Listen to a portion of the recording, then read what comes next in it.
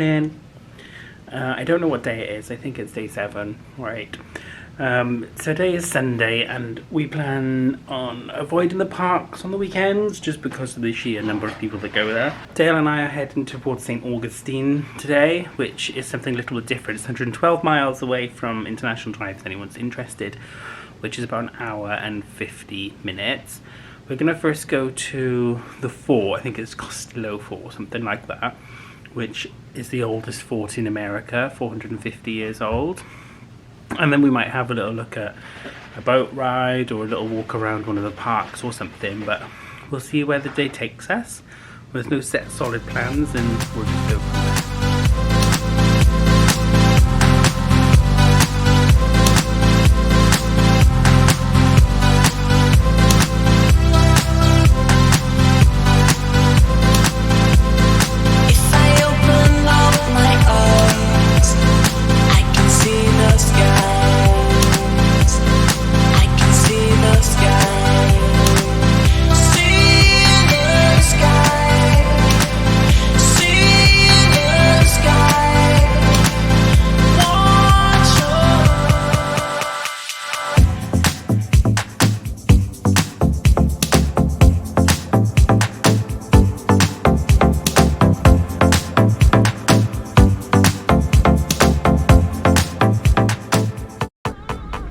So we've just arrived in the last 2 minutes. We're by the fort, which is literally in front, just on the left.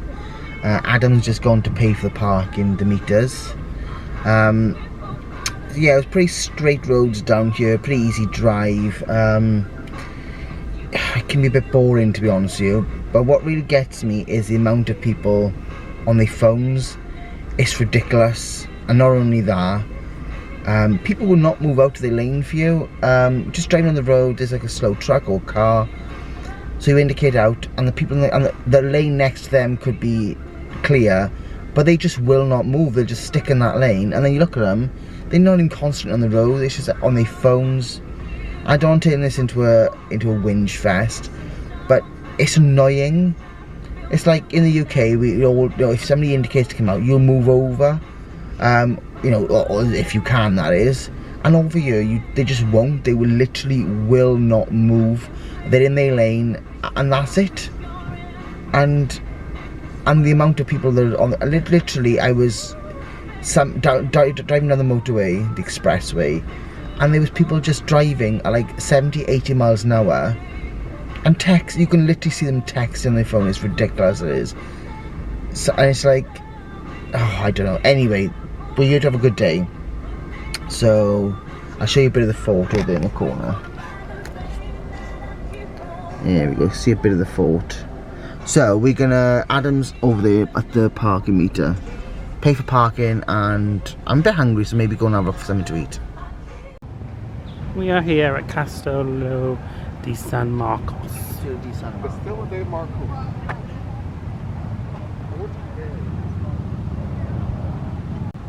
It is a paid attraction.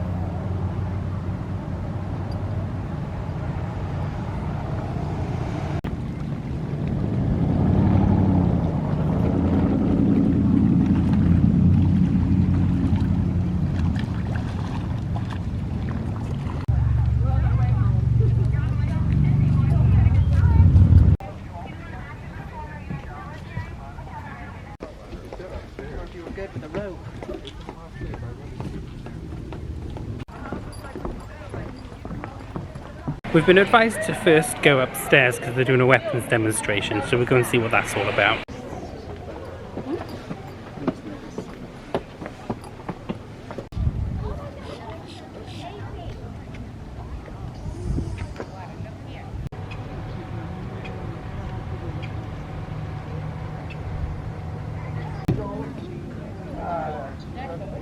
Okay, off the wall. Come on, guys. Come on, buddy. Come on, little guy.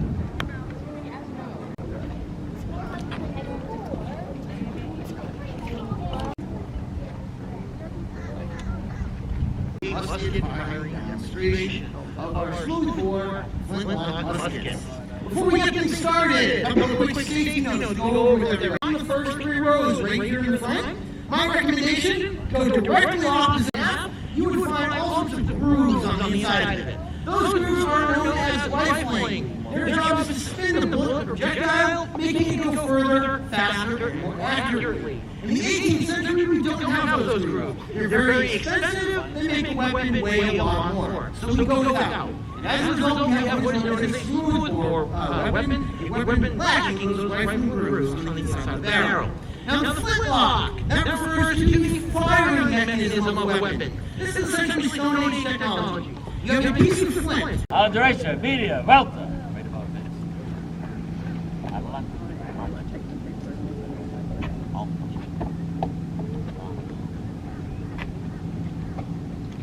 La mano derecha, las armas.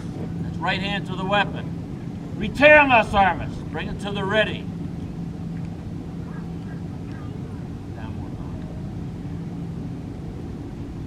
Pongo la llave en el fiador. That's half cocked. Nip en la piedra. You wipe the rock. If there's any residue from a previous shot, you want that flint to be nice and clean. Sopla en la cazoleto. You blow out the pan to make sure there's no sparks left in it. Saca en el cartucho. You slap your cartridge box. Take out a round and hold it back. Arba en el cartucho. You tear open the cartridge.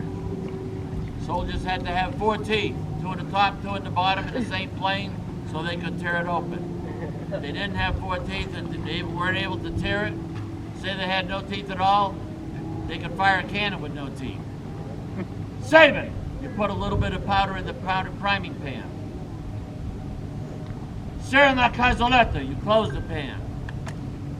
Pass on las armas al lado izquierdo, you press weapon to your left side. Mete el cartucho en cañón. You load the cartridge into the barrel. Start out the ramrod a little bit. Saca la baqueta. Out comes the ramrod. Alta la baqueta. You elevate it. Corta la baqueta. No. Corta, that gets you. Mete la baqueta del cañón. You prepare to ram. Attack it. Ram down the charge. You tear la baqueta. Alta la baqueta. Corta la baqueta. Mete la baqueta en su lugar. Armas al hombro. Left shoulder arms. La mano derecha al arma. Right hand to the weapon. Altas las armas. Elevate. Presenta las armas. Prepare to fire. Prepare las armas. Full cock. Apunten. You point. Cover your ears. Cover your ears, cover your ears. Disparing. Tear las armas. Bring it down. All right, we're going to check now to make sure that they're all empty before we go to the next part of the drill. You can smell it. That was the training exercise. As you saw, it took a lot of steps to properly load and fire these weapons. So now, our soldiers are going to check the double shooting to make sure that all the weapons in fact go off. What we're going to do next is simulate battlefield conditions. So, they will receive a simplified set of orders to prime them and load their weapons, and once they've done so, they will then await their commander's order to actually fire their weapons. This is the position the weapons would be in. After they fire, they drop it down and get ready for again. But the next command is going to be the simplified battle command. One command to load and put it on their shoulder, because you still want to do those last few commands so they hopefully all fire about the same time. Kargan! They're going to go at their own rate of speed. The speed of firing would be the slowest soldier would determine the rate of fire. We have all different times of experience here, so it'll be looking a little different.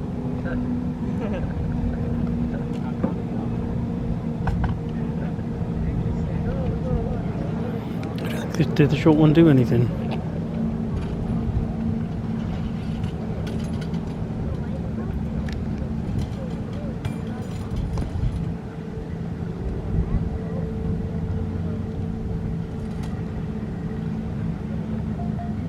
La mano derecha las armas. Retiring las armas to the ready. Preparing las armas, full cock. Apunten. Cover your ears, cover your ears. Disparate! Tear on the sarmus. Pass on the sarmus, soldado izquierdo. Disparate! Alright, they're going to check the weapons to make sure one final time that all of them have to be fired. And once they have done that and secured them, we'll take down the ropes so that anybody wants to come. And there you have it. I thought they were going to shoot the cannons.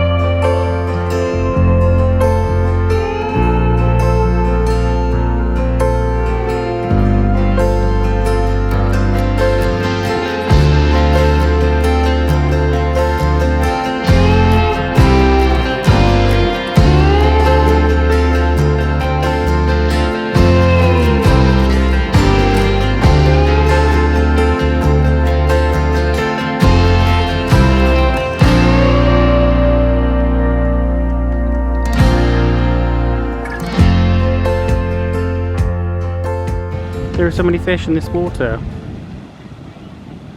What is fishing?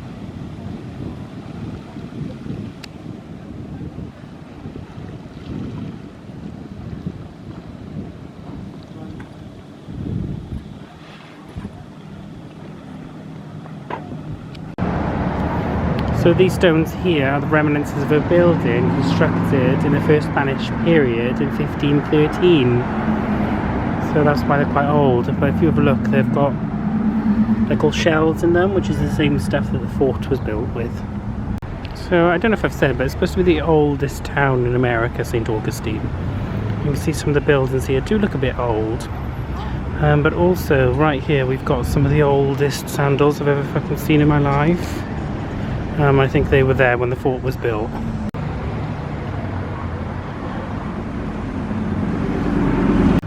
This is America's first parish.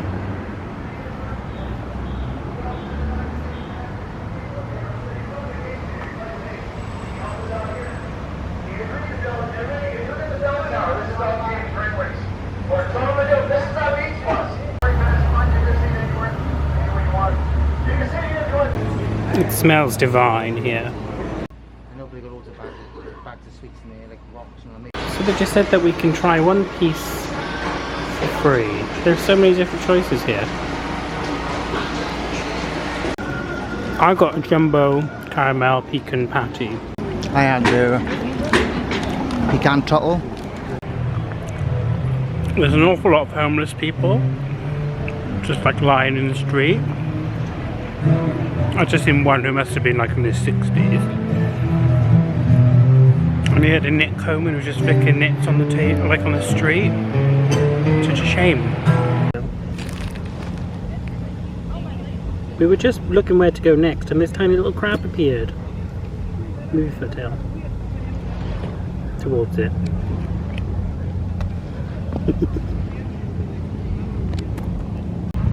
What is this thing? It just bounces. Don't touch it. Bug. Let's have a look. Oh, is it going to eat the little tiny crab? It's a grillo tilapia. Oh, it's not bouncing. We've done a little bit of Googling after walking through the town and having our little chocolate cake thing, which was delish. We're going to drive to the Lighthouse and Maritime Museum, which is about 10 minutes drive from, you know, the touristy walky areas. It's got 217 steps up to the top, so I'm hoping for a great view. We're currently driving across the Bridge of Lions. It's the historic and coastal route towards the lighthouse. There's a massive yachty boat thing there. Excuse me. Yachty boat thing. I don't know why it's called the Bridge of Lions, but there was 2 lion statues on the way out, so perhaps we'll see 2 lions now on the way out. The car park's quite full. No idea what to expect, but let's go and have a little look.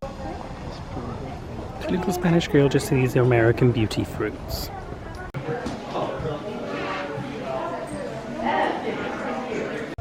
It's not an actual hammock, it's just what they call the area because the water receded and left the sandbanks.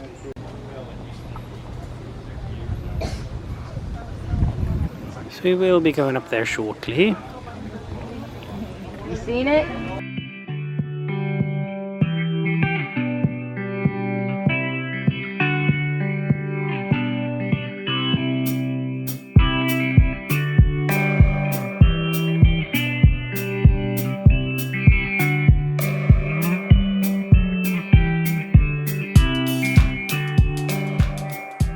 If nothing else, you should come here for the aircon.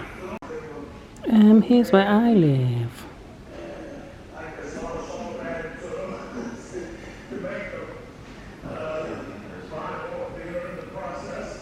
Here's where I am.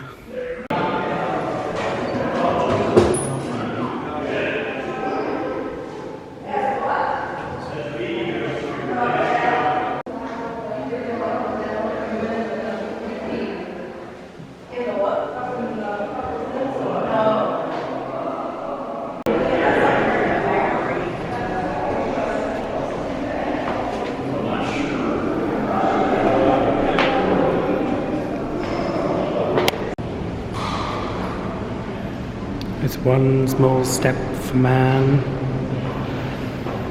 one giant leap for many steps kind.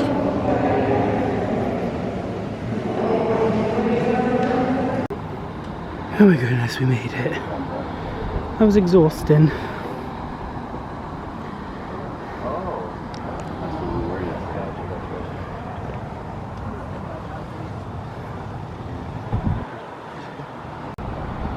Just for reference, right there is Castillo Forte.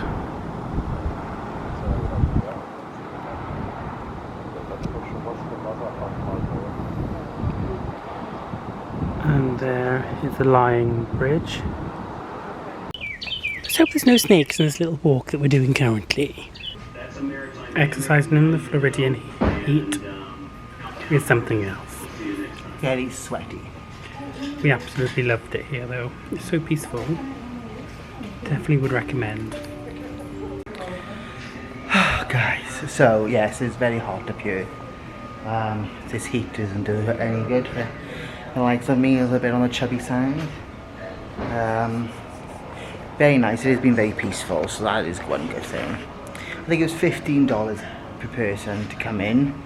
And you get to go through the main house, which shows you artifacts which brought it from the seas, and then you go to the lighthouse. That's a struggle in itself, but give it a go if you're up this way. Now it is a 2 hours drive north of Orlando, so it is something different from the parks and everything else, but we don't mind doing things like this anyway. So yeah, we like doing things again. It's not just about the parks for us, because really speaking, we don't spend a lot of time in the parks anyway.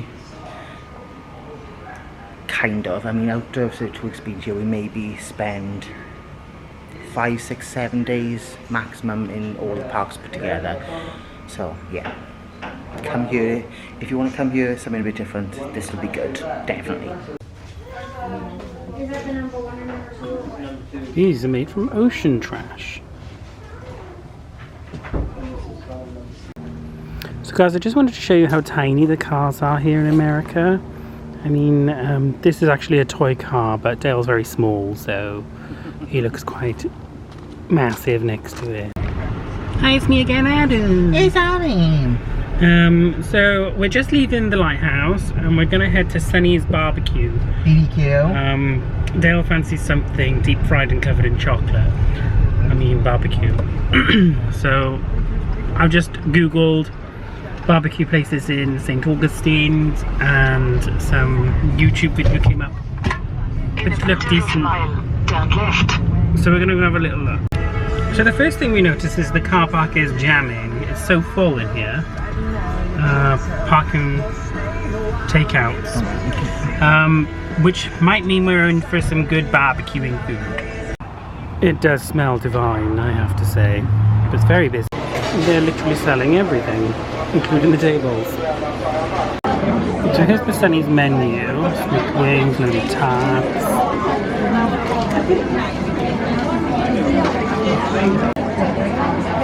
It's quite reasonable priced. It's a little bit alarming that everything's closing down, including like the selling of the table.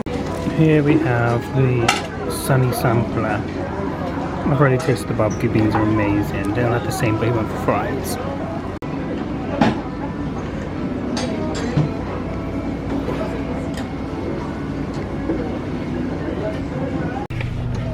OMG. I'm not even joking you.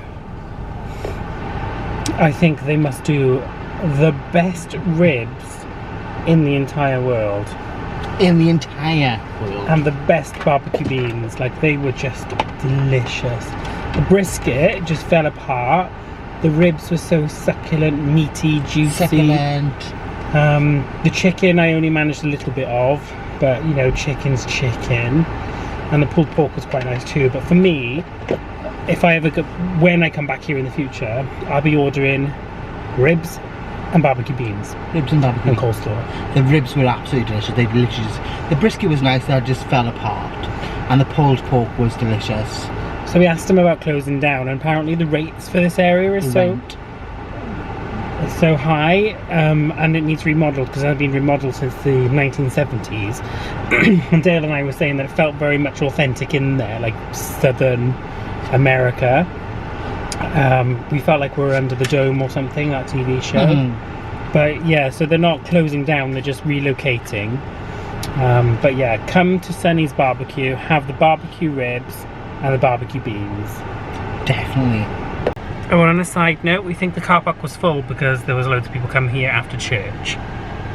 So guys, just to let you know, the black is gasoline, which is petrol here, and the green is diesel. I say this because when we went to fill up for the first time, it had no indication whatsoever in the car anyway, and we looked everywhere to say what fuel it was. But as it was, we had to go inside, and they said it'd probably be gasoline, which is petrol, because of the hole. It was quite small, so the diesel won't go in. So obviously it's petrol. So we thought, we just got gas, and we thought before we go back to Orlando, we'll have a little look at Augustine Beach and see what it looks like.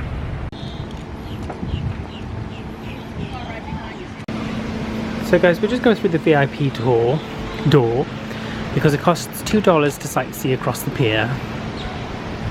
If you do pay for the sightseeing across the pier, it's good for all day and night, so you can come down in the evening if you're staying locally.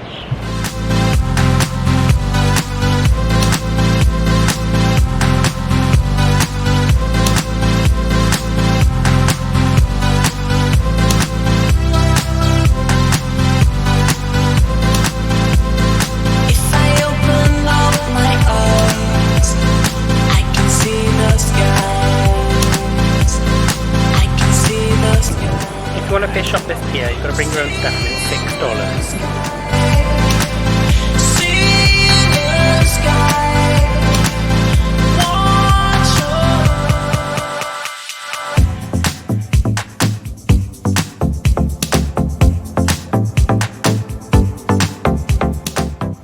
So Dale went to the toilet.